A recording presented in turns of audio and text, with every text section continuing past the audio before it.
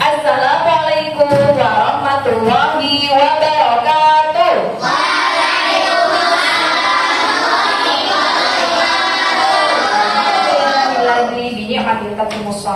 Siang ini walaupun ibu tahu kalian ngantuk-ngantuk, tapi hari ini masih jam pelajaran bahasa Indonesia. Oke, kaifa halukum? Alhamdulillah. Masaul khair. Alhamdulillah ya. Coba ibu hari ini masuk ke kelas kalian. Lengkap ya? Ada yang nggak masuk hari ini? Masuk semua, masya Allah. Semuanya jumlahnya berapa? 24. 1, 2, 3, 4, 5. Kayak gitu bagian ya. Oke, sebelum mulai kita membaca doa mau belajar. Bismillahirrahmanirrahim. Rabbi zidni ilman warzuqni fahman. Rabbi shrahli sadri wa yassir li amri wahlul 'uqdatam min lisani yafqahu qawli. Amin. Oke. Tadi kita sudah berdoa. Sekarang sebagai ciri, sekarang itu kan lagi musim NKRI, tahu? Negara Kesatuan Republik Indonesia. Cinta NKRI ya. Sebagai bukti bahwa setiap pembelajaran itu kita harus mempunyai sikap nasionalisme, cinta tanah air, ya, bangga berbangsa Indonesia. Lagunya sudah tahu lagu yang kalian bisa nyanyikan? Oke, ya. Garuda apa? Garuda Pancasila. Bisa ya? Yuk, 1, 2, 3. Garuda Pancasila. Akulah pendukungmu. Patriot proklamasi. Sedia berkorban untukmu. Pancasila dasar negara. Rakyat adil makmur sentosa. Pribadi bangsaku. Ayo maju, maju, ayo maju, maju, ayo maju, maju. Oke, maju ya, maju Indonesia dengan presiden baru, dengan perubahan baru mudah-mudahan. Di tengah, udah tau kan kalian ya, kayak gimana sekarang? Banyak PHK, banyak apa lagi ya? Banyak pabrik yang tutup. Apa namanya, pemangkasan. Semoga walaupun dalam keadaan seperti itu kalian masih tetap bisa sekolah dan belajar, oke? Ya oke. Sebelum ini biar nggak ngantuk, kalian sudah ingat nggak kayak gini SD gini? Marina, ya, menari di atas menara. Oke, siap ya? Ini Marina menari di atasnya di sini menaranya. Oke. Ikuti instruksi ibu. 1, 2, 3. Menari. Menara. Menari. Marina. Di atas. Menara. Menari. Marina. Di atas. Marina. Menari. Menara. Di atas. Marina. Menari. Di atas. Menara. Marina. Menari. Di atas. Menara. Masya Allah. Coba sekarang ibu jadi pengganggunya. Ibu akan memperagakan gerakan yang salah. Kalian hanya dengarkan ucapan ibu saja. Ibu akan sekarang jadi jangan diikuti untuk gerakan ibu, tapi kalian ucapkan ucapan ibu ya. Marina. Oke, udah dari mulai kecela. Oke, perhatikan, konsentrasi. Menari. Menara. Di atas. Menari. Marina. Menari. Di atas. Menari. Marina. Menari. Di atas. Menara. Masya Allah. Fokusnya bagus ya. Jadi tidak ada yang ngantuk. Ya mungkin ada yang ngantuk sedikit-sedikit nggak masalah. Oke. Ya, ibu punya akhir-akhir ini ibu sering, mungkin teman-teman kemarin itu baru dengar, ada 2000, kalau nggak salah 2010 ada 7 pemuda yang dia itu naik ke Gunung Selamat. Gunung Selamat itu gunung tertinggi di Jawa Tengah, ya. Gunung Selamat namanya. Itu ketinggiannya sekitar 3.400 sekian lah mdpl. Kalian tahu mdpl itu apa?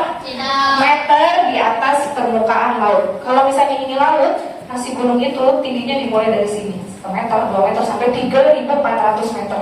Gunung Selamat itu gunung tertinggi, ya. Nah mereka itu bertujuh. Begitu mereka masuk, kalian kan bisa bayangkan kayak gimana ya. Pokoknya di ketinggian berapa, ada salah satu temannya sudah nggak kuat, jadi ada badai. Kalau di gunung itu dingin apa panas sih teman-teman? Dingin. Nah mulai udah masuk dingin, akhirnya dia hipotermi, nggak kuat, jadi dia nggak bisa melanjut, jadi dia tumbang.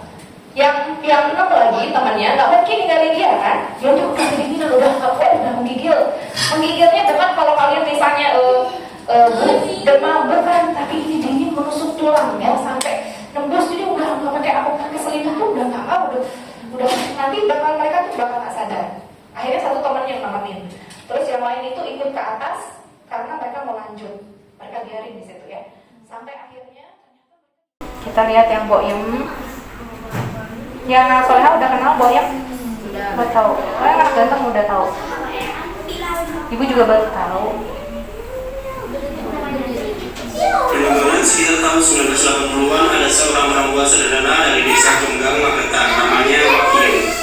Orang-orang mengenal beliau Boyem. Awalnya Boyem cuma jualan jamu di sekitar jalur pendakian Gunung Mawu. Tapi makin lama dia sadar kalau banyak pendaki yang naik gunung kelaparan dan kedinginan. Dari situlah muncul ide buat buka warung kecil-kecilan di atas gunung. Kebayang nggak? Di atas ketinggian 3.150 meter, dekat banget sama puncak Gunung Mila, Boyem bikin warung sederhana dari kayu.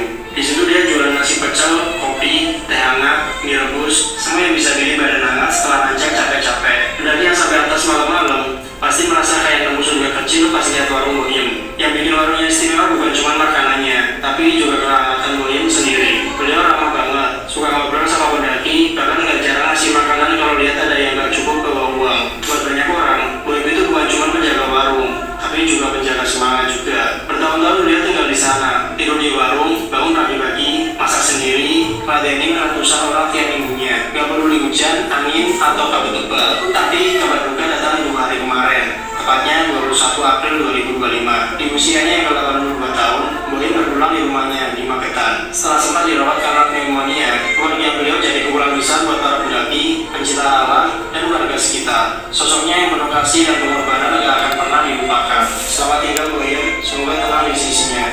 Amin. Bayangkan 82 tahun dia jualan di gunung yang naik ke atasnya itu 7 jam ya. Di gunung paling puncak itu hampir dengan puncaknya dia jualan di situ, dia bikin warung, dan dia itu sendirian, dia nggak ditemenin siapa-siapa ya. Dia tidur di sana, dia nginep di sana, mungkin dia sesekali dia turun ke bawah untuk beli mungkin dalam jumlah banyak, ibu nggak tahu baunya kayak gimana, beli misalnya beras, beli bahan buat gorengan kayak gitu ya.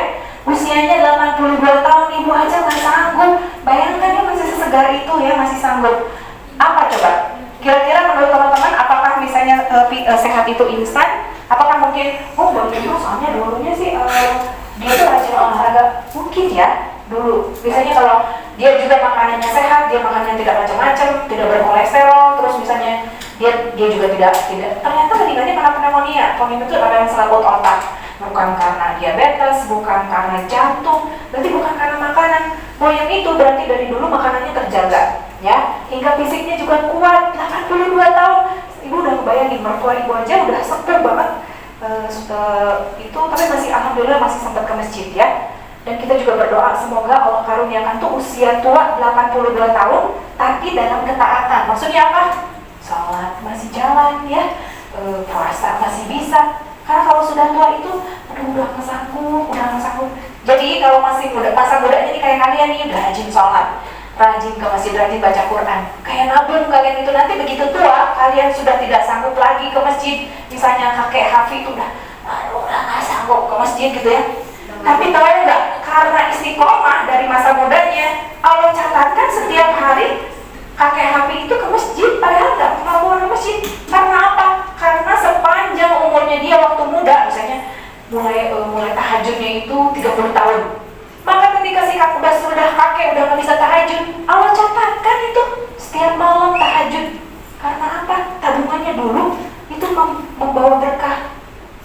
sudah puasa dari muda, nah kalian ini rajin sholat. Nanti begitu tua udah nggak sanggup lagi sholat, sholatnya harus duduk. Allah catatkan kalian kayak puasa penuh, sholatnya penuh, ya. Oke, balik lagi. Dan itulah pentingnya sehat. Ingat yang tadi masih muda banget juga itu wajar, tapi ibu juga nggak sanggup kalau misalnya yang muda ini dijamin nggak sih ada misalnya Pak Budi atau Pak Fadil sanggup nggak dengan 7 jam berjalan kayak gitu? Itu butuh latihan ya, butuh energi, butuh olahraga. Ibu lihat komennya itu, ih bang, fisiknya bagus banget, masya Allah bang, kuat banget abang, naik gunung 7 jam. Kalau ibu 7 jam itu dari kemarin jalan naik mobil dari Cikarang dari Bekasi ke Jawa Timur, ke Jawa Tengah, itu 7 jaman. Saya akan ajak kamu melewati jalur sunyi Gunung Lawu. Agak gerimis, teman-teman. Oke, teman-teman, sampai pos 1 jam lewat 3 menit. Nah, di sini tuh banyak sekali percabangan. Jadi kita lewatnya sini. Sini juga ada jalur. Nah, jadi kalau kalian mau ke sini, usahakan bawa GPX, teman-teman, bawa peta digital supaya tetap aman. Hutannya masih cukup rapat. Sampai di pos 2, 1 jam 42 menit. Ini ada shelter, tapi shelternya roboh.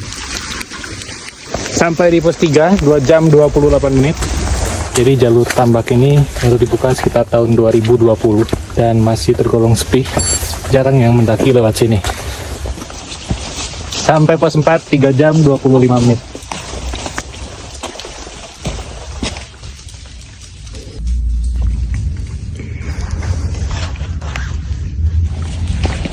Pos 5, 4 jam 54 menit.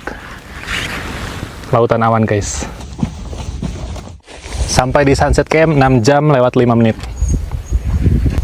Oke, sampai di percabangan antara jalur Tambak dan Cemoro Kandang.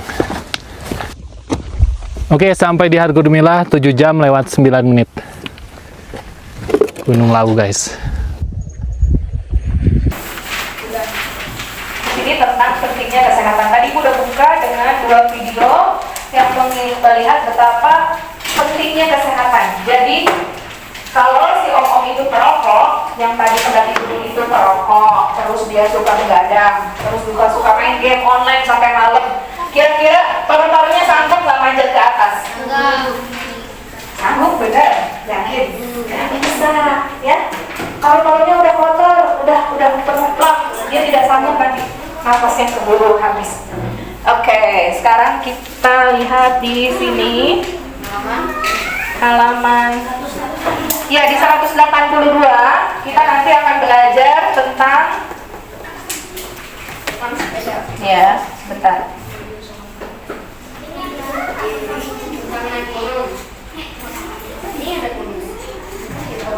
pentingnya kesehatanku. Oke. Yang ya di sini kita akan memahami dan menjelaskan permasalahan yang dialami tokoh di dalam teks, itu pertama. Kemudian menilai kesesuaian isi teks dengan ilustrasi. Kemudian menulis paragraf deduktif, induktif, dan campuran, serta membedakan fakta dan opini. Ya.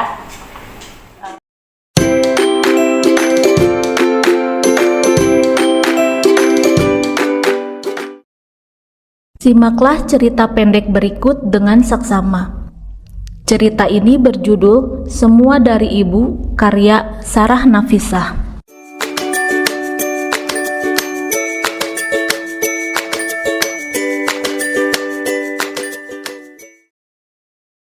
Andre, ayo kejar aku, tantang Singgih. Mereka sedang balapan sepeda di jalanan komplek rumah. Kamu kok cepat sekali, Singgih? Tunggu. Andre tampak terengah-engah mengayuh sepedanya. Singgih melesat di depannya. Menjelang pertigaan di sebelah selatan komplek, Andre hampir menyusul Singgih. Tepat ketika Singgih hendak berbelok, Andre segera menggenjot sepedanya kuat-kuat. Mereka terus berpacu sampai sebuah sepeda motor dengan kecepatan tinggi datang dari arah kiri. Singgih kaget. Sepeda kedua sahabat itu saling senggol. Andre dan Singgih rubuh ketika motor itu menyerempet ban depan sepeda Andre. Akibat kecelakaan itu, Singgih kini tergeletak lemah di tempat tidur. Keningnya berdarah. Sepertinya kepalanya terhantam stang sepeda Andre. Seluruh badannya terasa pegal sekali. Syukurlah Kak Reja ada di tempat, jadi dia langsung bisa menolong kalian, ujar ibu sambil memasang perban di kepala Singgi. Lain kali hati-hati, walaupun jalanan depan rumah kelihatan sepi, tetap harus waspada. Bersepeda boleh, tapi keselamatan harus diutamakan. Ibu menasehati Singgi sambil menyodorkan obat. Ini, minum dulu obatnya. Ih, ibu, kayak Pak Polisi saja. Singgi tersenyum mendengar nasihat ibu.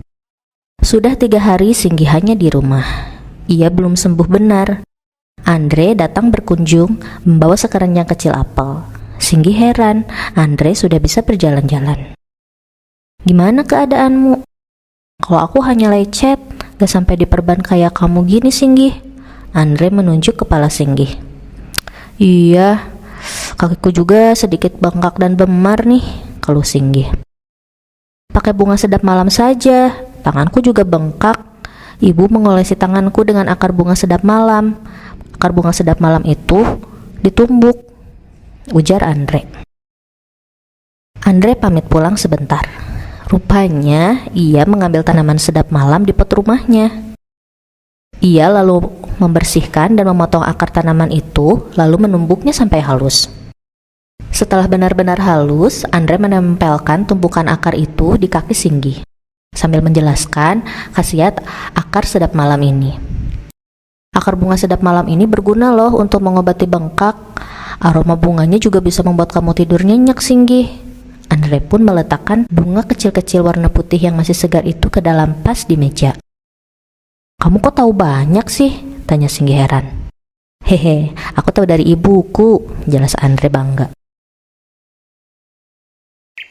1 minggu berlalu. Singgi sudah sembuh dan kembali bermain dengan Andre. Kali ini mereka hendak mencari udang di sungai. Di sungai kecil yang tidak dalam itu memang terdapat banyak ikan dan udang. Singgi dan Andre asik berburu udang di balik bebatuan. Tiba-tiba hujan deras turun. Pakaian mereka basah kuyup. Mereka berlarian pulang dengan sekantong udang di tangan. Sampai di rumah, mereka kena omel ibu masing-masing. Andre, ibu heran sama kamu. Demi udang yang sedikit ini, kamu rela hujan-hujanan, omel ibu Andre. Aduh Singgi, kamu ini baru saja sembuh sudah hujan-hujanan. Nanti kalau sakit lagi gimana? Omel ibu Singgi.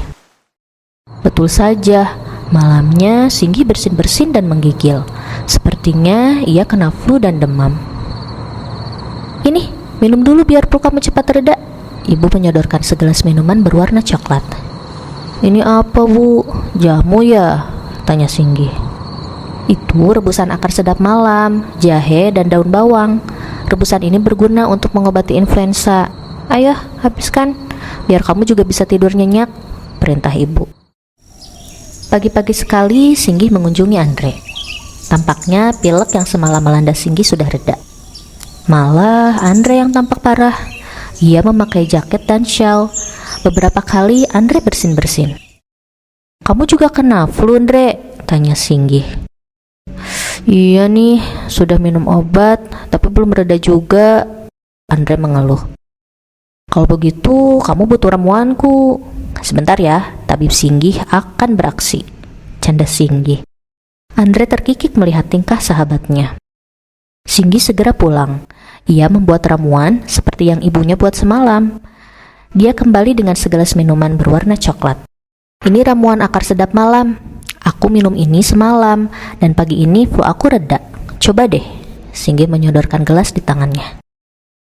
Kamu tahu dari mana ini bisa meredakan flu? Andre masih ragu. Hehe, aku tahu dari ibuku, kata Singgi. Andre jengir mendengar jawaban Singgi. Ih, itu kan kata-kataku.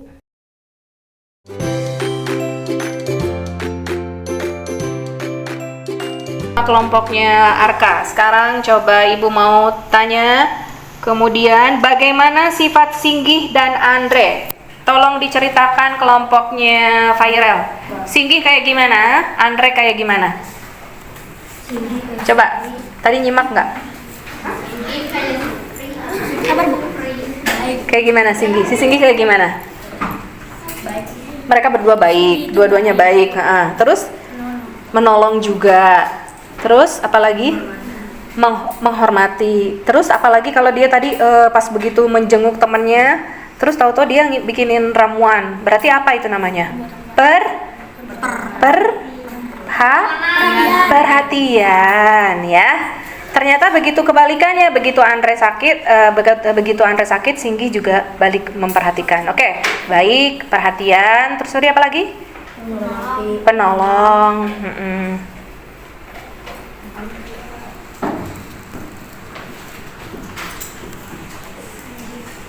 Lanjut, pertanyaan yang nomor 3. Kelompoknya Aska jawab, apa yang menyebabkan Singgi terbaring lemah di rumah selama beberapa hari? Kenapa sih Singgi itu? Ketabrak motor, keserempet motor ya. Yang sakit, yang paling parah tuh siapa sebenarnya, Andre? Singgi ya. Singgi sampai kepalanya harus diapain? Diperban. Jadi keserempet, jadi mereka tuh balap-balapan, pas dibelokan ngeduluin lah, tahu-taunya ada motor ya, mereka jatuh terpuruk. Oke. Jadi di situ jawabannya apa? Apa yang menyebabkan Singgi terbaring lemah di rumah sakit selama berapa? Terserempet motor ya. Kira-kira kalau nggak ngebut terserempet nggak sih? Itu kan mau duluan ya. Karena akibat ngebut pas dibelokan mereka duluan ya. Oke, ini yang berdua gabung berarti ya, kelompok Zen sama kelompoknya Atar. Atala. Ketukar. Oke, nomor 4. Apa ramuan untuk mengobati bengkak? Tadi merhatiin nggak? Ramuannya untuk mengobati bengkak sama apa? Bukan. Bengkak, bukan buat demam. Akar sedap malam. Ya di akar sedap malamnya diparut terus ditempelin ke luka bengkaknya dari Singgi. Lanjut. Oke. Sekarang nomor 5. Apa penyakit yang dirasakan Andre? Kebalikannya sekarang apa? Flu ya. Karena apa mereka flu? Hujan-hujanan. Padahal baru kemarin sakit, tapi itulah ya. Kalau main itu nggak ada ininya, nggak ada kapoknya ya. Jadi Andre-nya kena flu ya, dia bersin-bersin. Nomor 6. Bagaimana akhir cerita tersebut? Andre membantu Singgi. Berarti akhir ceritanya kira-kira dua-duanya itu akan sembuh atau bagaimana? Sembuh ya, karena dua-duanya saling membantu. Pertama, coba cerita yang pertama duluan bikin ramuan siapa? Andre. Begitu Singgi sakit, siapa yang bikin ramuan? Singgi ikutan ramuannya. Terus ada judulnya apa? Semua dari ibu. Semua karena ibu apa semua dari ibu? Semua karena ibu. Semua karena ibu ya. Ibu yang ngasih tahu, ibu yang Semua dari ibu. Semua dari ibu. Semua ilmunya dapat dari ibu ya. Kalau kalian anak perempuan juga pasti masak ini. Ibuku ngajarin aku kalau bikin sambal begini. Semuanya dari ibu, bukan dari tetangga ya biasanya ya. Karena orang yang terdekat lah ya. Yuk, kita mulai ya. Mulai lagi. Lanjut.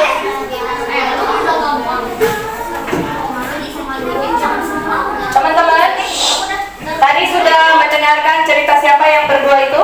Boyong sama Bukan cerita sebelumnya. Andre dan Singgi. Andre dan Singgi, kalau kalian menceritakan itu butuh ilustrasi. Ilustrasi itu apa? Biasanya bentuknya berupa gambar, ya. Contohnya tadi Bim sama Bim ada apa? Ya Allah, kenapa tidak hancur lagi kamu? Barusan kan ada ya. Dia itu butuh ilustrasi. Apa itu? Baby satu.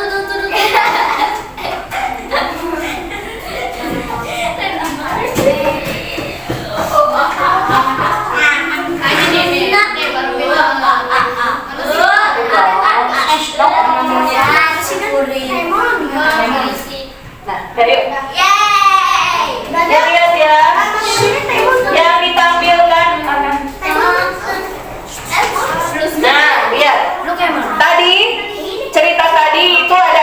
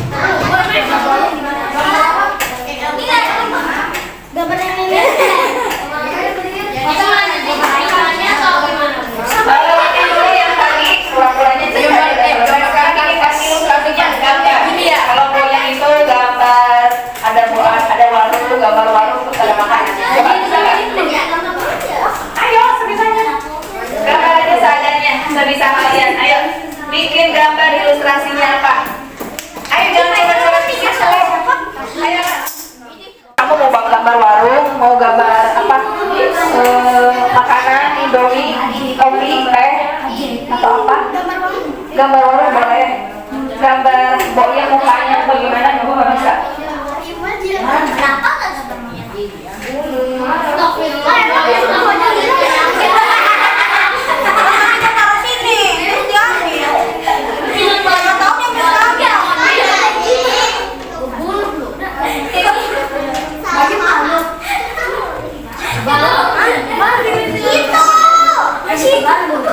Ayo, sekarang ilustrasikan, Alvin. Ilustrasikan yang tadi sudah kalian ceritakan. Tadi tentang kisah Boyem dan abang pendaki gunung, ya. Kira-kira ilustrasi yang tepat seperti apa?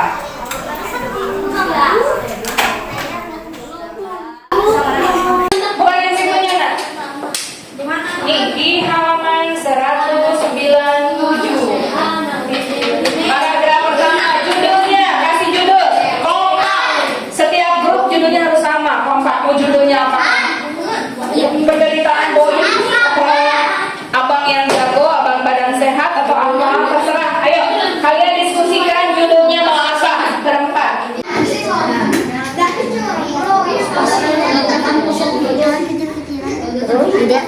Boyem berjualan di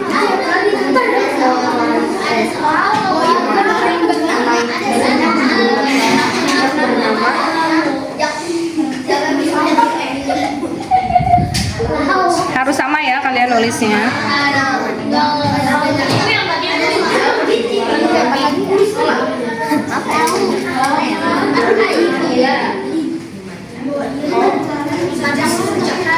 Samaan nulisnya.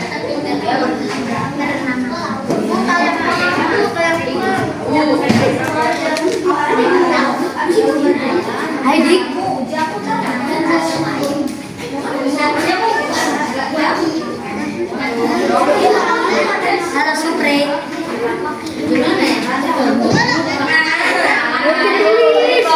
Ayo Arka. Judul Boyem. Boyem berjualan di Gunung Lawu. Dia berjualan makanan dan minuman yang dapat menghangatkan tubuh. Tidak hanya makan dan minuman saja, tapi Boyem memberikan kehangatan yang membuat para pendaki menyukai Boyem yang baik hati. Oke deh. Oke, terima kasih. Ada lagi yang mau sini siapa? Oke, Zakia. Bukan, cerita yang tadi, pendaki gunung yang tadi. Coba, siapa yang sudah? Sini. Yuk, sini. Ya udah, yuk. Oke, sudah panjang, masya Allah. Yuk, ceritakan dulu. Teman-teman boleh bisa diam nggak? Ya, yuk, sini udah panjang. Yang ini pendaki gunung yang tadi Boyem. Dengerin ya teman-teman. Judul Pendaki Gunung Lawu. Ada seorang pemuda laki-laki yang bernama Bang Zulko Mahendra. Ia mendaki Gunung Lawu, lalu sesampainya di pos 1 dalam waktu 1 jam 3 menit. Ia berjalan lagi di pos 2 dalam waktu 1 jam 40 menit. Setelah sampai di pos 2, ia melanjutkan perjalanannya di pos 3 dalam waktu 2 jam 28 menit. Setelah sampai di pos 3, ia berjalan lagi ke pos 4 dalam waktu 3 jam 23 menit. Lalu ia berjalan lagi ke pos 5 dalam waktu 4 jam 54 menit. Setelah ke pos 5, lanjut lagi ke pos 6 dalam waktu 6 jam 3 menit. Setelah itu ia sampai di ujung puncak dalam waktu 7 jam 9 menit. Lalu ia turun lagi dari Gunung Lawu. Udah selesai. Oke, coba lihat ilustrasinya, nak. Lihat bagus ya. Ini gambar. Coba lihat bu. Oke, terima kasih. Soal. Sebagai bukti, beberapa siswa juga memerlukan bantuan tambahan dari guru atau teman, ya. Awalnya nyeritain matematika. Lalu di sini masalahnya apa? Kayak gitu. Bisa bedain nggak? Bisa. Oke, alhamdulillah, ya. Itu saja. Dan yang satu lagi campuran. Berarti ini bisa di awal dan bisa di akhir. Nih, contohnya menggabungkan pernyataan umum dan khusus. Ya, contohnya matematika adalah mata pelajaran. Nih, ini yang pertama berarti ini deduktif. Deduktif. Pelajaran yang menantang bagi banyak siswa yang merasa kesulitan. Selain itu beberapa pembarukan dan dulu. Oleh karena itu dapat disimpulkan bahwa matematika ini induktifnya. Jadi campuran. Iya, deduktif ada, induktif ada. Nyeritain matematika ada, nyeritain juga bahwa matematika adalah bla bla bla bla. Ya. Pokoknya ada dua-duanya. Ya. Nanti untuk penjelasan lebih lanjut kita akan belajar lagi. Ada yang mau bertanya? Ya. Sudah paham? Jadi sebuah cerita itu butuh ilustrasi nggak? Butuh, ya. Ilustrasi dalam sebuah cerita itu penting banget, ya. Oke, paragraf dibagi menjadi 3 apa aja? Induktif, campuran. Oke, sip. Ya. Siapa grup yang bisa menyebutkan? Gini, buah jambu adalah buah yang kaya akan vitamin C. Buah jambu itu vitamin C-nya lebih banyak dari buah jeruk. Jadi usahakan kalian minum jambu karena jambu itu selain tinggi vitamin C juga kaya akan serat, sehingga selain bagus untuk diet juga bagus untuk pencernaan otak. Itu deduktif atau induktif?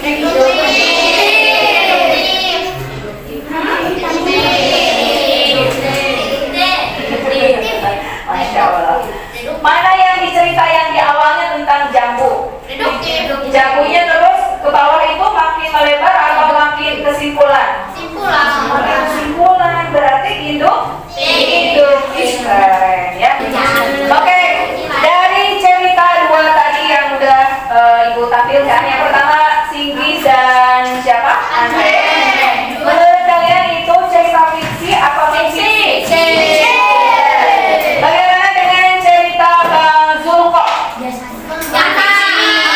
Non-fiksi. Boya? Non-fiksi. Ya. Nanti akan belajar tentang mana fakta dan mana opini, ya. Kalau yang tadi kenapa sih dibilangin fiksi yang tadi akan? Tadi kenapa ceritanya? Arka. Karena ceritanya dari hayalan. Bila terjadi misalnya itu bisa aja terjadi sama siapa aja. Tapi kenapa cerita Bang Zulko dan Simbol yang itu nyatakan fiksi? Karena ada di dunia nyata dan tidak menghayal, ya. Karena ada buktinya, karena ada orangnya, karena ada pelakunya, ya. Tadi juga kan ada pelakunya, tapi ada nggak di dunia nyata? Bukan yang tadi yang pertama yang nggak ada. Itu kita bisa ngarang, kita bisa bikin semua orang bisa membuat sesuatu dengan hayalan atau imajinasi masing-masing. Oke, itu bedanya fiksi dan non-fiksi, ya. Oke, sebelum mulai membaca doa mau belajar. Saya hamdalah, alhamdulillah.